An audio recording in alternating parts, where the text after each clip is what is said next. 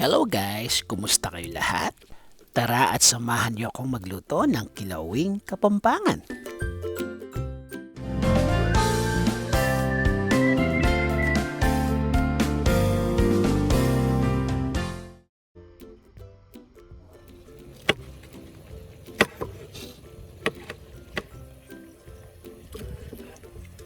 Papakuluan lang muna natin yung tinadtad na langs para maalis natin ang scum at pagkatapos nun, i-drain natin at isi-set aside lang muna natin. Sa separate na lalagyan, isunod na nating lutuin ang 1 kilo ng kasim at atay. Maglagay na rin tayo ng 1/2 cup na vinegar. Ang ginamit ko, sugarcane vinegar from Dagupan. Maglagay tayo ng about 1 whole minced garlic at 2 small size onion. Bali, ang gagawin natin ay sasangkotsahin natin ang ating kilawin. Lagyan na rin natin to ng mga 2 pieces of bay leaves or tinatawag na dahon ng laurel. Maglagay na rin tayo ng ground peppercorns o yung dinurog na paminta. Papakuluan muna natin to ng mga 20 minutes bago natin isunod ang iba pang mga sangkap.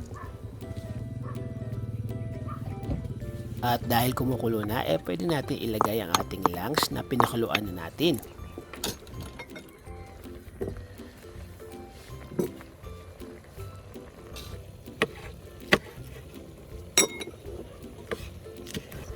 Isunod na natin ilagay ang siling pang sinigang.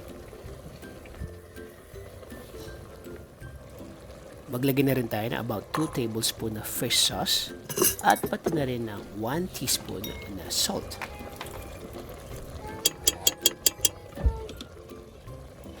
Haluin lang natin to ng bahagya at hayaan nating kumulo hanggang sa lumambot ang karne.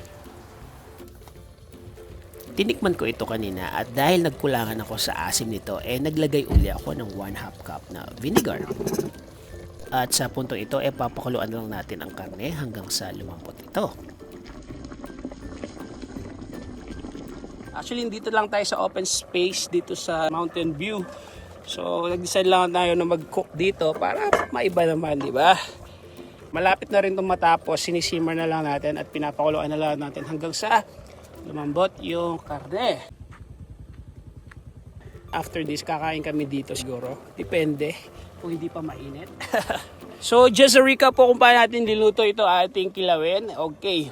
Since wala kaming mantika, hindi na namin ginisa yung kilawin. So, nilagay lang namin sa kasirola yung meat at saka yung atay. Tapos nilagyan ng suka, around 1/2 cup na suka. Tapos nilagyan ng asin, patis.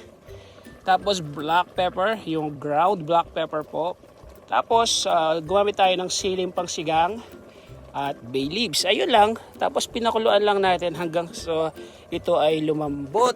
Okay? Huwag masyadong halu-haluin to, guys. By the way, nilagyan din natin to ng lungs ng baboy. So yung lungs po, giniling siya. Para ang gagawin natin, isi-separate natin yung luto. Papakuluan lang natin para mawala yung scum.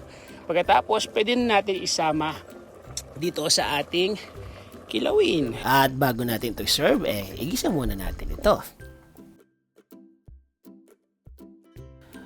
Sana ay nagustuhan nyo ang ating recipe for today at kung meron kayong mga suggestion or mga requests, please don't forget to comment down below. Si Jeff Simon po ito at muli maraming salamat po sa panonood.